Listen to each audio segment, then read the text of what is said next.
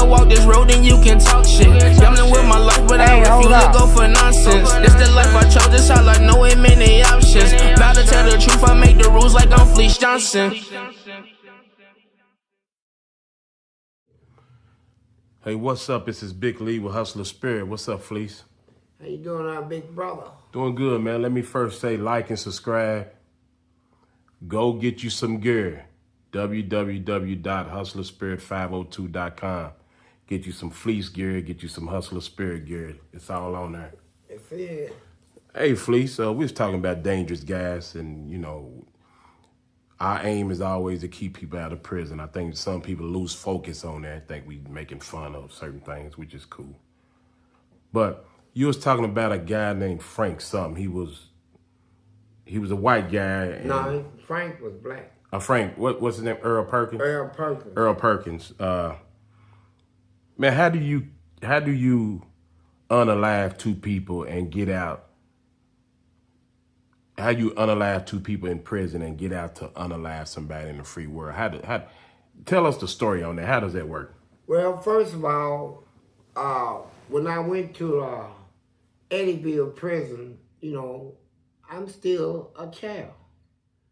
When I hit Eddyville, I turned 17 there, but I turned 16 when I entered prison. They had this white guy there named Earl Perkins. Thin, looked like Tales from the Crypt. He had big pop ass too. But he was real respectful to people. He dressed everybody as sir, hey, nice day, sir, all that stuff. And but if you disrespect him, he's either gonna kill you or you gonna kill him. This man killed 2 inmates in that prison. Cut one of them's head all the way off his body, took it to the guard station, slid the window back, and threw the head in her. And he hit the desk, popped off, hit the floor, and he stood there, and when they came out, they handcuffed him, took him to the hole. He told them. He confessed to it. I mean, might as well confess. You had the evidence in your hand. I'm not in prison for murder, and I'm doing all this time. Next thing I know, they gave him parole. You know how long after that? What you mean, how long? How long did they give him parole after that? Because that seems crazy. I don't know the years. I can't really pinpoint the exact years, but it wasn't no within 5 or 6 years. He did some time. Okay. He was already in her. I think he was in her for murder. I don't know what he was in her for. Mm-hmm. But what I do know, he killed 2 inmates. Well, the head he cut off was a black guy, I heard. And I was in there at the time it happened. I didn't actually see it, but I heard what happened. You know, I was in the hole. They gave him parole. Now, me and Earl was cool, and I walked into the administration building. I said, they gave you parole? He said, yes, sir. He said, and you keep your conduct clear in here, Fleece, they'll give you parole. I said, Earl, they ain't gonna let me out, man. I said, let me walk you on up to the gate. I said, what you gonna do when you get out? You got a job lined up? He said, oh, hell, I'm just going out there to kill this idiot. I said, who? He said, my attorney. He said, I'll be back. I said, oh, Earl, I'm thinking he's joking. He went out there and did it. Killed that lawyer, came back to prison. About 3-4 more years, they let him back out. Wow. And he killed another one. Now, you tell me. So I'm up in there. I said, you know what? I'm sick of this, man. I'm doing all this time. And they keep letting, every time I go up for parole, they talking about we see you in 5 years, see you in 6 years, see you in 3 years. Hey, Fleece, we see you in 9 months. Everybody say, hey, man, if they gave you just a 9-month deferral, that means they're going to give it to you the next time. Just keep it. Went back up. Oh, we see you in 5 years. You hadn't got in trouble or nothing? Nothing. It's a game. So that's why when I went in there and cussed them out, told them to kiss my butt and all this stuff, told them to suck me, they gave me parole. They had another guy in there, black guy, out of Bowling Green, Frank Covington. And Frank was on some crazy stuff. And this dude named Dennis Butler, he snuck up on Frank, got him in a hole like that, you know, put him to sleep. Butler used to be in the military, they say. He came out of the army. Well, when Frank was revived, he went and got a steel weight bar, ran up on him, busted, killed him, bust his head. I'm in the hole. So when they locked him up, they put him on my wall. And me and this white guy, they call him Rock Monster, Gene Miller. I think he's black, you know. All the blacks look at him like he's black, you know. So me and Rock Monster's on the wall. They bring Frank in, put him in his cell. The guards let us back out, and he's hollering, "Walk, man, come here. I done already killed one." And all that. I said, "Who's he?" And I looked at Rock said, "He's a chalk man." I said, "Yeah, he is." I said, "Let's go see him." I said, "You hollering at us?" He said, "Yeah, when I call y'all, I just spit in his face too." Shut up, punk. I said, "Look," I said, "What is that, your first kill? And you think what? Oh, when I get my hands on you," man, when you get your hands on me, you're going to get beat up. And when we got it to where we can fight, I did whoop him. But let me tell you what they did to him. He had this thing, man, where he just wanted to keep fronting, mouth running. They sent him to one of them out-of-state prisons. He went there, it didn't last a week. They killed him. Inmates there killed him. See, inmates in different prisons are different. Like me, for instance. If they had managed to have sent me to other prisons, yeah, chances are I would have got killed.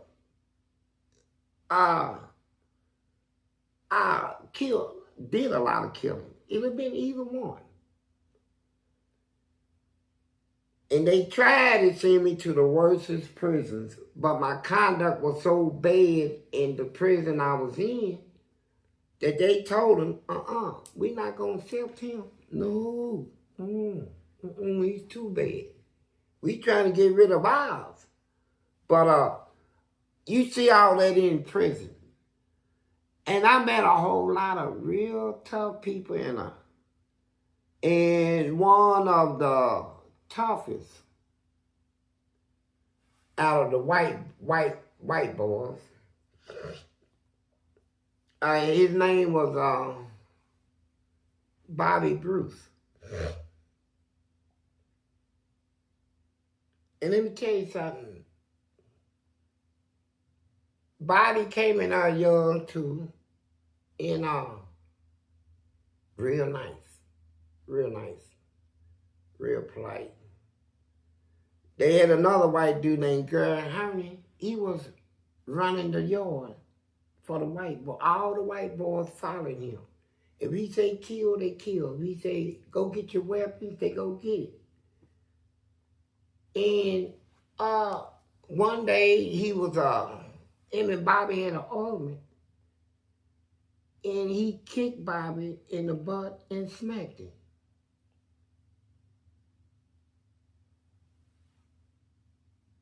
So Bobby walked away.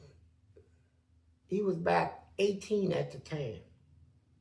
Gary was about 38. Bobby came back with a steel bar, hit him right here in the forehead, split him right down the face, laid that open. Now, Mr. Tough Guy, when Bobby got out from him, he didn't die. But guess what he did? What was that? He went to PC, checked in. The guy that hit him? The baddest, the one that he hit that was running the yard. After that one little whooping, he went to PC. And when everybody saw that Bobby made the baddest man on the yard check in, check off the yard, everybody like, hey, now he's the New York boss, right? At 18 years old. 18. And Bobby got around some boxers, black boxers, and they taught him how to box, you know. Every day they be together, hitting the bag, punching speed bags, big bag, and they going out and spar. After about 3 years, they had a boxer come in, he done boxed parole. He got in there with Bobby. Bobby hit him like 3 times and broke his ribs. I'm talking about, that boy was a bull. Bobby was? Bobby Bruce is a bull. You know, he's his strength. And then he learned to box so good, man, that him and his, well, I think Anthony, the one that taught him, they went all out. He tried it. Man, let's just box straight up. But, you know, Andy taught him so. It was a nice one, man. It was a nice one. And I boxed him before. And you boxed Bobby Bruce? Yeah. Bobby hit, we was sparring though, you know, it wasn't no for the knockout stuff. And you know, you got people that works out, and you got other people won't work out with them because they hit too hard. So they see somebody like me, you know, somebody they know they can talk in. Hey, please come on in and give me a workout, man. Come on, man, go a couple of rounds with me, man. I said, why not? Drop in on, give him a little workout and stuff. But he was good. And then Bobby started changing, man. He started stabbing people. Got the big head, huh? He was trying to maintain that reputation. Yeah, he did. Which is very dangerous. That means he's never coming home, right? Right, and he started doing the drugs and stuff, but he had a real good heart, though. And he always tried to get back into the Bible. He'll stay in there for a while, then he'll come back into the regular get high. You know, always, his problem was getting high, man. And when he ain't got nothing to get high on, he's ready to thump, you know. But he's a good dude, though, for real. And I met him and the dude named Country. He was out of country town, that big old afro with gray in it and, you know, mixed. And I disrespected him. And he snuck up on me and put a knife at my throat, like he had me good. They said, don't do it, Country, don't. He's young, don't. He said, I won't kill him, man, I'll kill him. And he was crying, man, he wanted to cut me, and I felt it was so tight. And then he said, don't move. I said, man, I'm bleeding. I can feel some trickles coming down, right? He done already, and then they finally talked to him. Come on, Country. He said, no, man, I should kill him. They said, Country, out. What you do to him? Cussed him out. That's it? That's it. Because they had people in there, they said, if you say something, If one of the tough guys talk to you and say something, you ain't supposed to say nothing.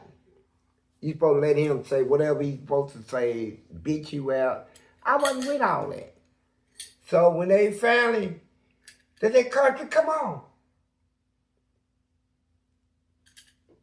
They give me the knife. Guy took it. So now apologize to him, police. I threw everything I had.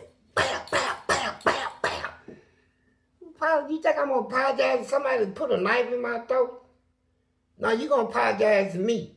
I said, as a matter of fact, when we get out of the hole, one of us going to die in this prison. We can't live in the same prison when you pull a weapon on me. And he didn't come out. He didn't come out of the hole? Didn't come out. And then they end up transferring him. I said, if he come out of it, man, it's going to... Why did they transfer him? To separate that. Because they couldn't transfer you. Right. They knew at the time I would have fulfilled exactly, I would have did what I said I was going to do. I established myself like that in prison. I established myself to where when I went on in front of a committee, they put the tape on. Here's how they do it. You get a behavior report. We found contraband. We found drugs. We found other things. So you go in front of the committee. It'd be like 4 of them in there. And when you walk in there, they'll say, state your name, Fleece Johnson, and your number. My institution number was 82068. Mr. Johnson, you brought here today on the charge of so-and-so, how you plead? I said, not guilty. No, but on this particular one, I said guilty. They cut the tape off. They say, look, you can get up to 5 years in disciplinary segregation. You can possibly get an outside charge. They can get you some more time in prison. So they were trying to get me to lie. They cut the tape back on. They said, how you plead? I said, guilty. I established myself in her to where if I tell them, I don't care how many guards, it can be 8 guards can tell a warden, I did something. And if I tell that warden I didn't do it and put it on my word, he'll drop the charges. They took me at my word, man. And I backed that word up when I was in there. So your word meant so much to you, you didn't even want to lie to come home? Man, I'm not, just like when I got 15 years in there, when I threw that bucket of hot boiling bleach in that guard's face. Mm-hmm. I boiled it for about 3 hours. Everybody said, I had parole. They said, go home, man. I said, no. 3 years ago, he know what he did to me. I said, and I told him I'm going to get it. It took me 3 years. They said, Felice, don't be institutionalized, man. Go home, man. You got parole, man. I said, I'm going home, hell. And I threw it in his face. Why didn't you want to go home, man? It ain't about going home. I had this one thing in my mind when I entered that penitentiary. When my family and them didn't come and see me and I wasn't getting letters and stuff, I'm already in the attitude over that. I don't care no more. Second of all, when I got to fighting them people and I said, look, you're not going to show no weakness. When they step to you, I'm going to answer that. I don't care if it keeps me in there the rest of my life, I die in her. You're not going to do me the way you think you're going to do me in her. You couldn't ignore it to come home? I'm not going to ignore, no. And I didn't. And he was getting ready to make warden. He's making rounds now to get his build up. And an inmate sent him to me. Say, will you give it to Fleece Johnson? Where you at, Fleece? I said, right here, sir. Boosh. I saw the skin peel off of him. Now, I'm going to tell you what. I did what I did. And got 15 years added onto your time. Yeah. And I tell you what I do now. The other day ago, what I'm doing now is confession. You know, it's something that I feel I gotta do is confess all the stuff that I never got caught for. I'm gonna confess it right here on tape. All right? Go ahead. Well, my first confession is to my first grade teacher.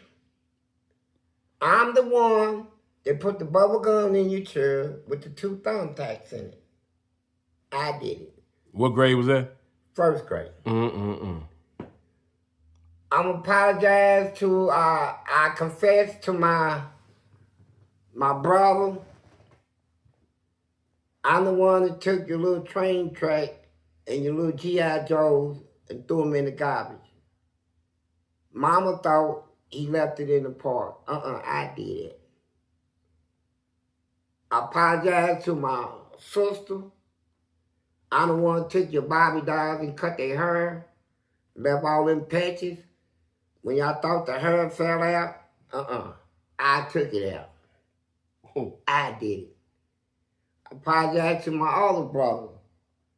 He had a Snoopy doll, stuffed animal, and I tore it up. Hung it up on the door.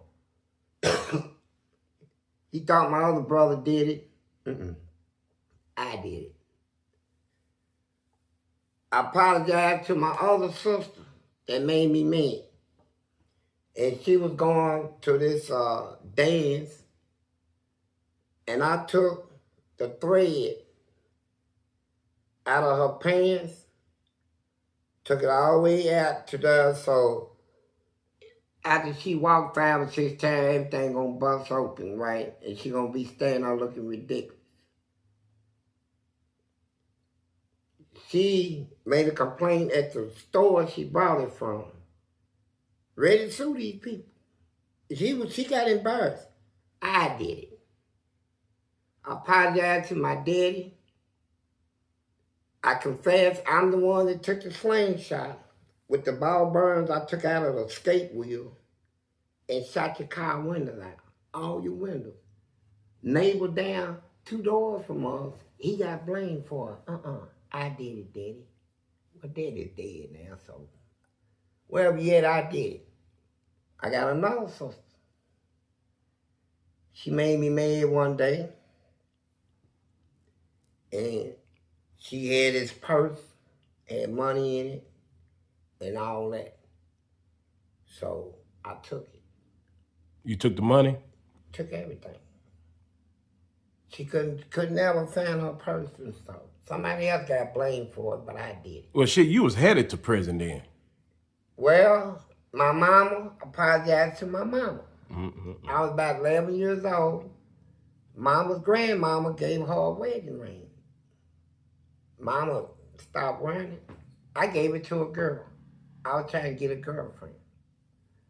So she thought she lost it over the washing machine. You know, when she washed dishes and all this stuff. Mama, I did it.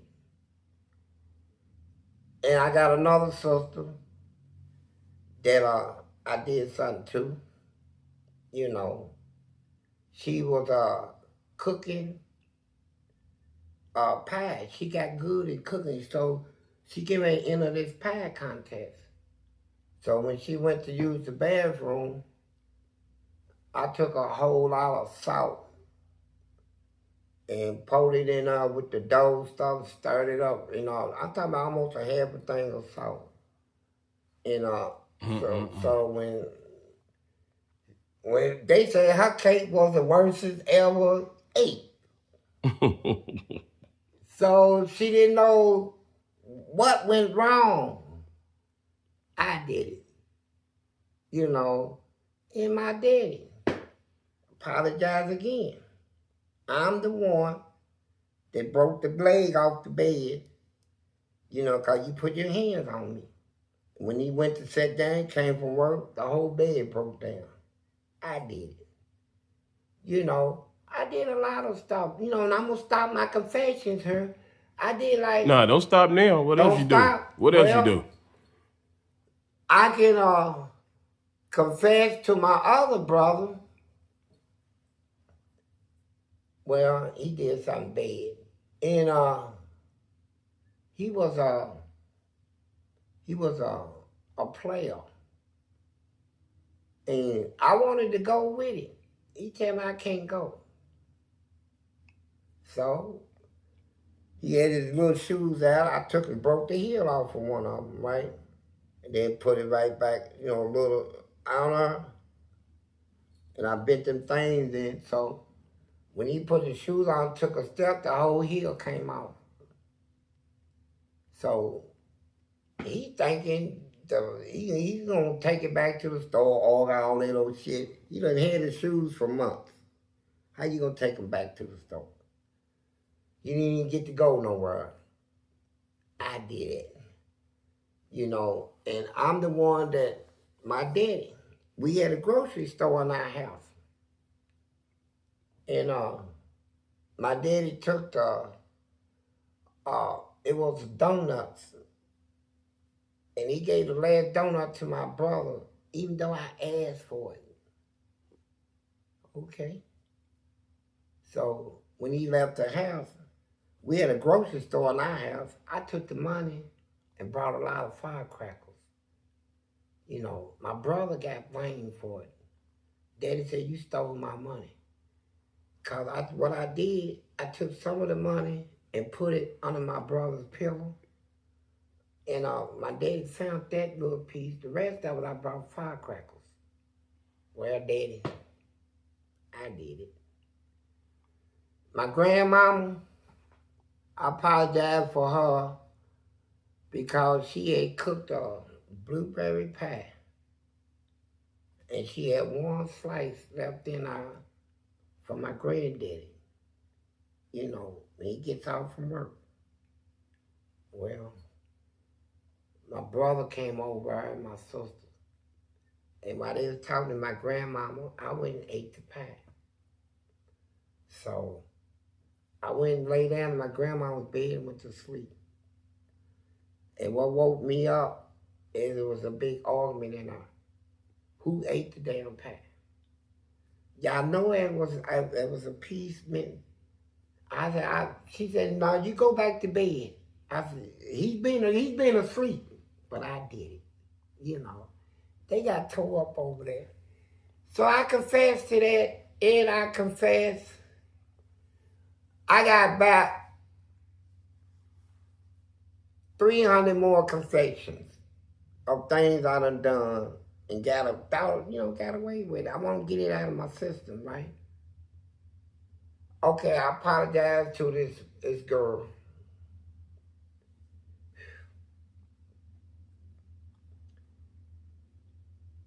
I told people I never cheat.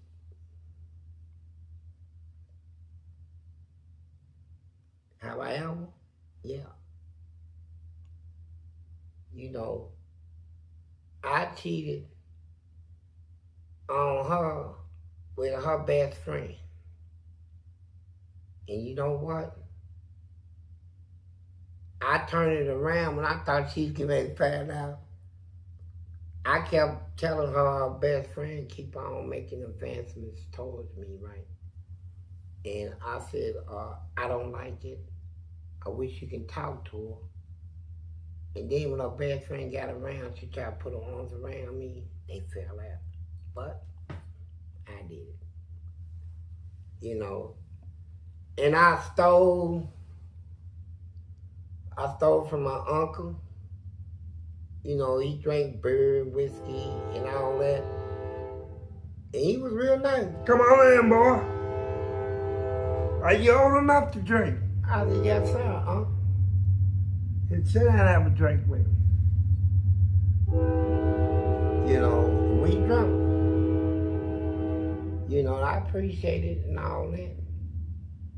But when he went to sleep, I took all the whiskey, man.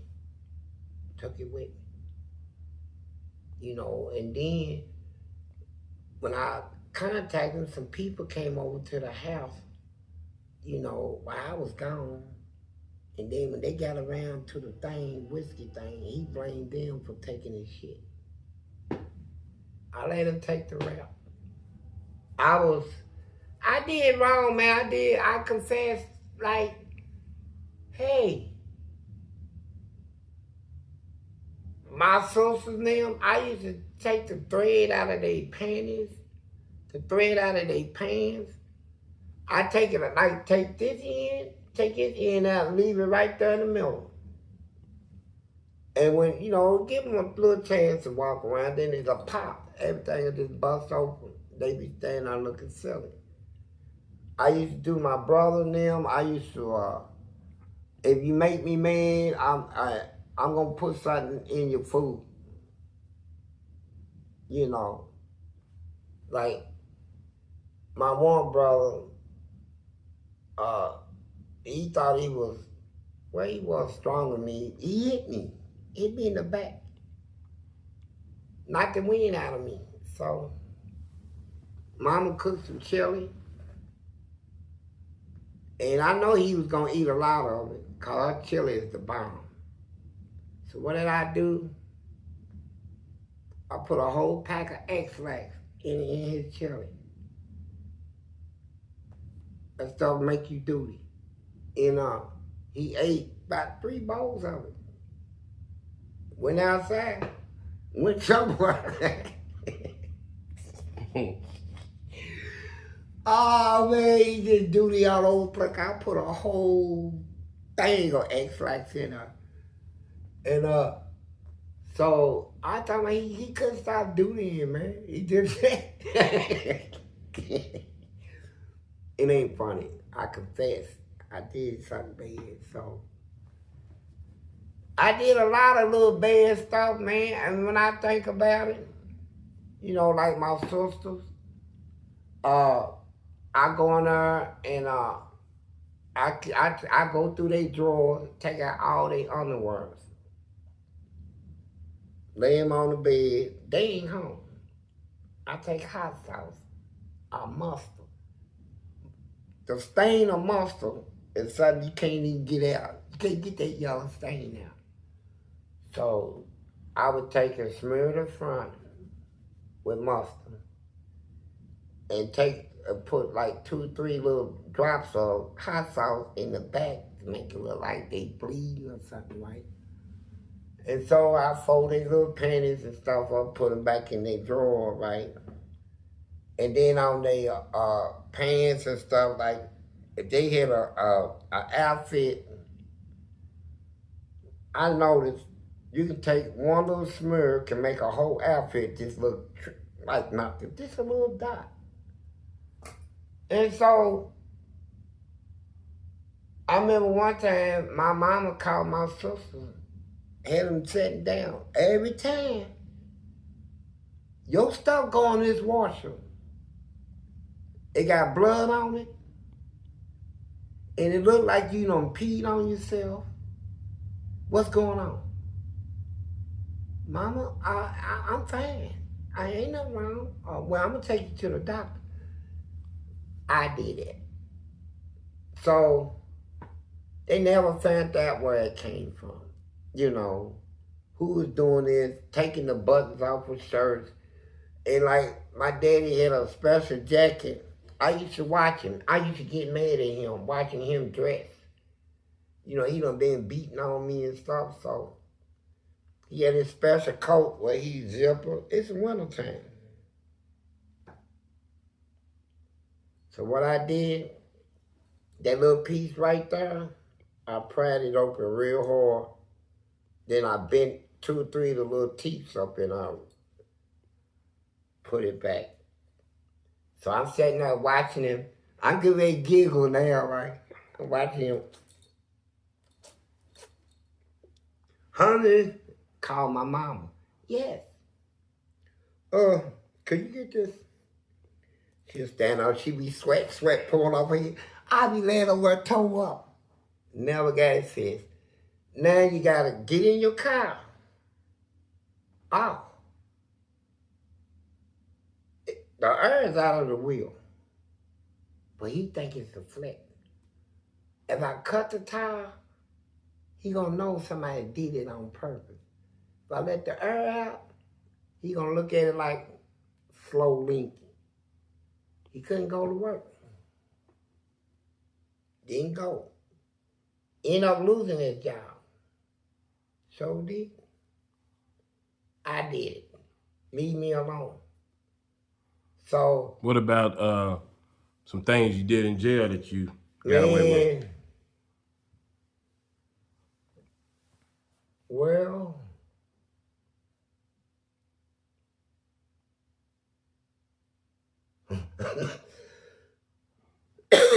they be. I'm confessing though. I didn't like this guy, man. He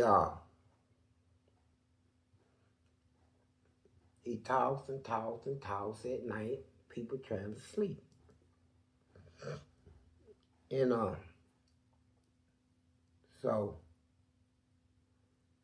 what I would do is people like that, I would get somebody to say something to him. That guy gonna never stop talking. I'm getting ready to go ask the police. I said, just holler down there at him. He said, hey, bro. Yeah. Daddy trying to sleep, man. What's that got to do with me? I said, look at me, he's getting smart. He said, man, why don't you show somebody some respect, man? He said, all right. So, I got that started. So then, the next day, since they done had words, I said, I'm going to do this. I had everything I want, but I stole something out of his cell.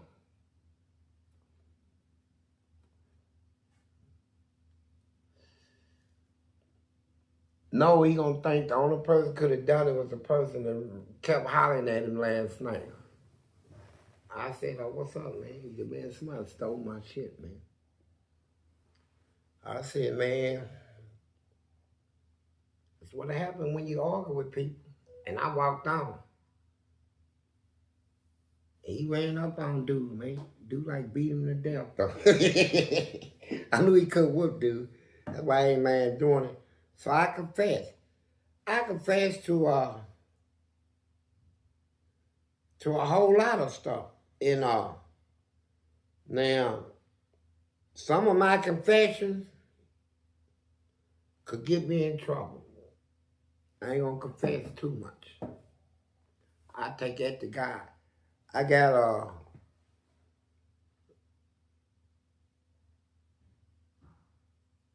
confessions though. One of them is this.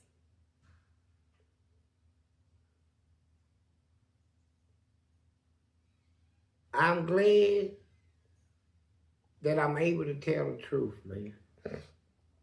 Without fear of consequences, without fear of what people think of me. You know, that puts me in a different light of most people. Most people will conceal their personal life. They're not gonna talk about their past life with nobody. And that's cool, because you live in a world where people will persecute you. Not prosecute, persecute. They would take any little dirt they can find on you, even if you don't do it no more. Even if you did it just one time, they would take it and run with it and try to just run you in the dirt. But me, I care less what somebody think of me. I got to say about me. Your opinion, like assholes, we all got one. Hey, what you can say about me, I can say about you. You know, I stay fully certain of one thing. In agreement with the Bible on this one. A lot of things in the Bible I'm not in agreement with. It's just one particular thing that everybody has seen and fell short of the glory.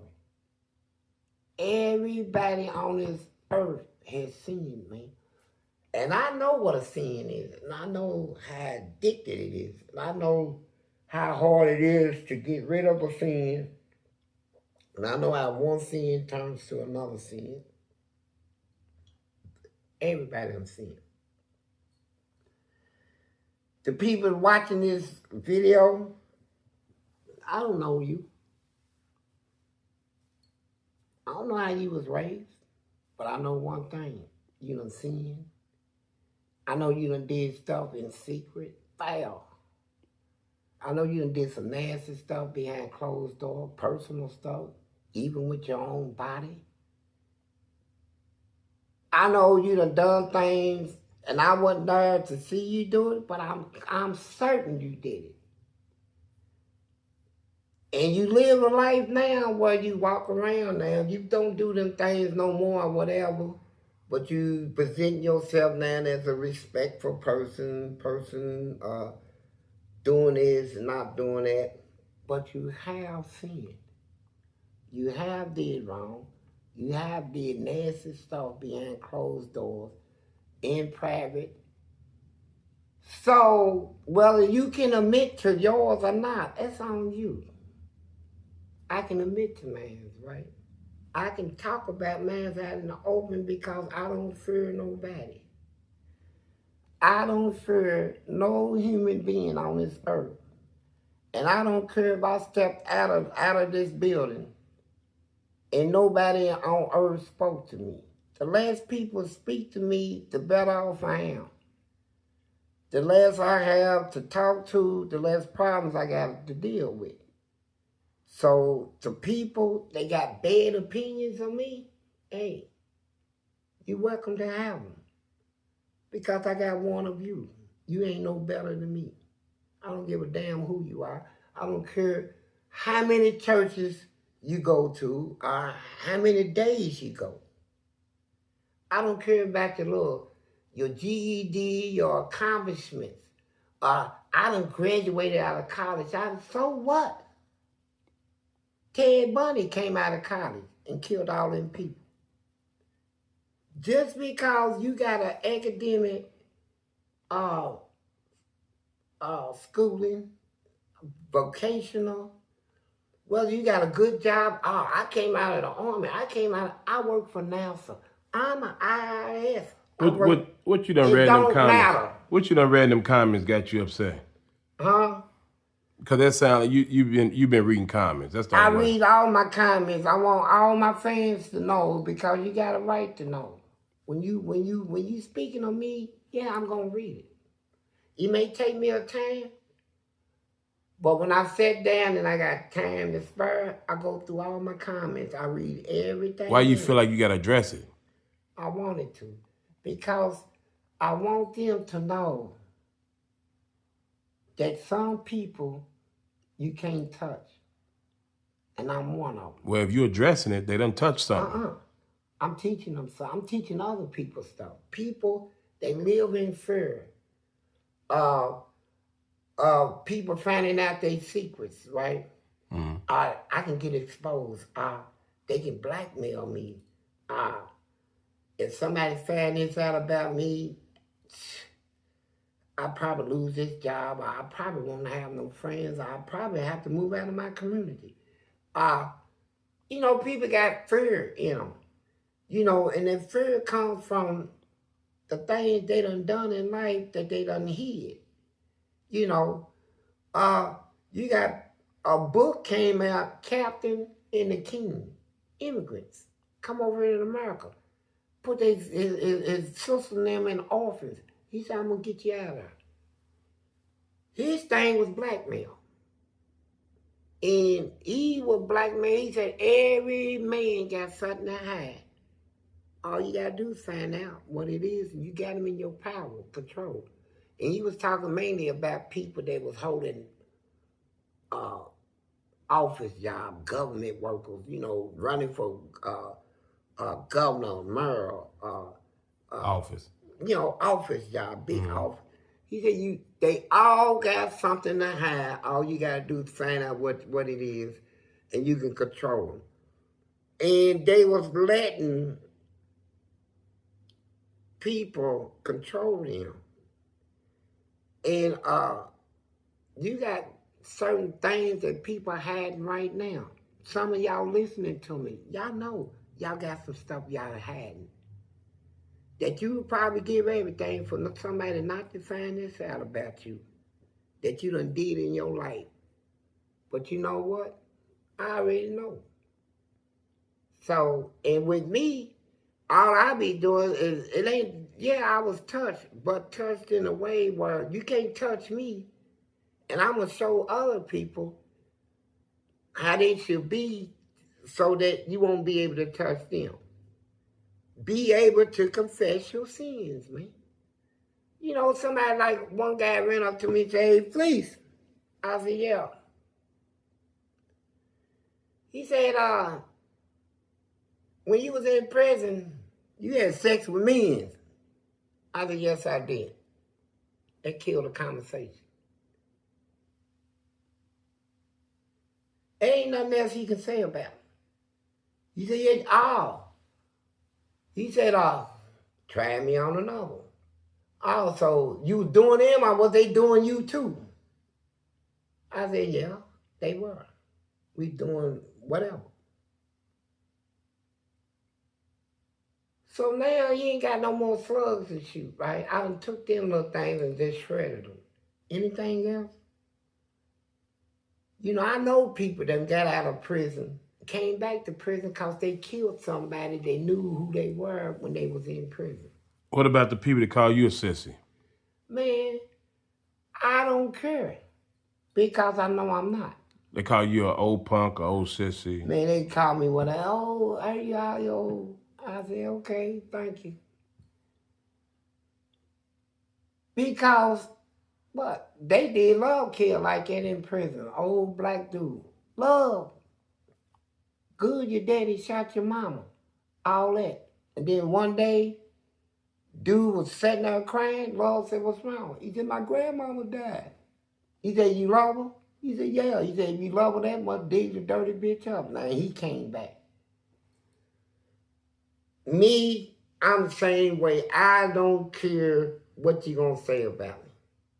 You know, but I stand true. But it don't make you feel the same way as somebody call you old punk and stuff like that? No, because usually the people that call you stuff is what they are. If you really sit down, I done heard people like, you motherfucking, and you dig deep, you find out they won. I can't stand this punk. These faggots, fags. Find out he's won. It don't make no sense, that girl out there prostituting. She's prostituting, she got babies and stuff. And she just can't come find out the one running her mouth, she's a hoe. Being one. You got people in the world talk about other people, but don't talk about themselves. Well, I'm like, when you talk about me, be prepared. Because first of all, I don't care about you, what you say. I don't know you. Chances are I'll never get to know you. We'll never meet. We have nothing in common. I don't depend on you for nothing. So whatever you got to say, it go one after the next, right? But I'm going to have something to say too. And I'm saying it right now. You ain't no better than me. The difference between Donald Trump and them other ones, he's straight up. He just come out with who he is. He ain't got no fear of whether you accept him, accept what he say or not. He don't care. Before he even came to be a president, everything in the White House and the government, we looked at them as special people. We looked at the news media as, well, if it's on the news, it's true. This man came through, exposed everybody. Fake news. He exposed all that stuff. He exposed a whole lot of stuff, and he did about the government. And I want to say this last thing before I close, though. When I was in prison, they said I had an eye when it comes to this legal stuff. And I just want to speak, and I hope you don't mind, big bro. Go ahead. I want to speak on this Diddy thing, man. Because they said, I want Diddy's lawyers to know this. And this is, I'm going to give this to you, Diddy. You can take it and run with it, or you can sit there and go spend the rest of your life in prison. I'm going to give you your app right here.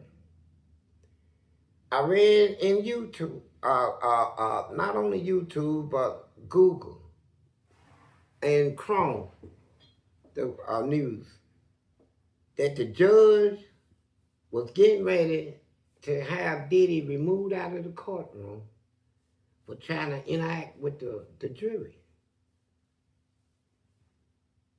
Save you some trouble. I'm gonna give this to you, boy. All you gotta do is go to court and tell the judge, I want to exercise my rights to represent myself as my own attorney.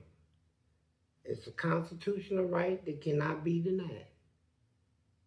The judge gonna have to give him that permission. His right. That's his right. He gonna tell him, you have his right, but at the same time, your lawyers got to remain so that during any course of the trial, if you get confused, don't know what, they can take over. They can take over anytime. Then, once he gets that, he has the right to get up out of that chair and walk up to the people testifying and sit there and question them himself. And when he gets done, his lawyers can, it's called double teaming a person in the courtroom. Now, the effect of it is this. You got a jury over here watching you sit at a table as a criminal. And that's how they're perceiving you right now. Innocent till proven guilty, but it's more guilty until you prove you're innocent.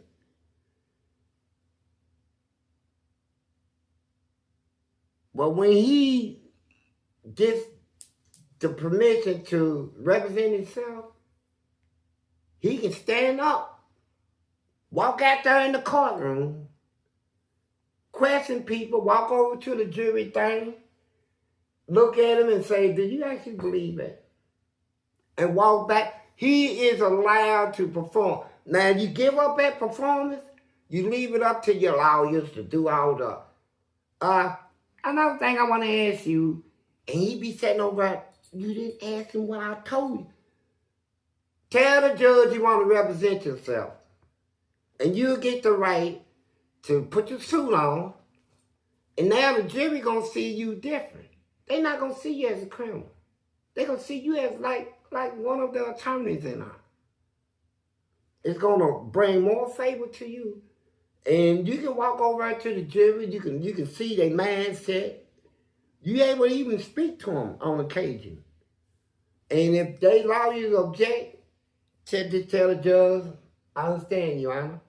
I'm gonna let my lawyer take over right now, but to the next witness. Would you like to call? Yes, I would.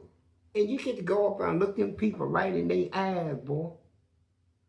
Anybody and the people you can tick off, you can tick them off and that's your win right there. Coming from Booty Man. Nigga, if you want up out of that jail, take my advice.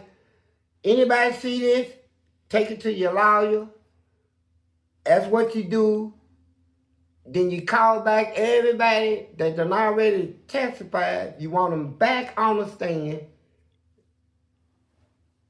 You'll win.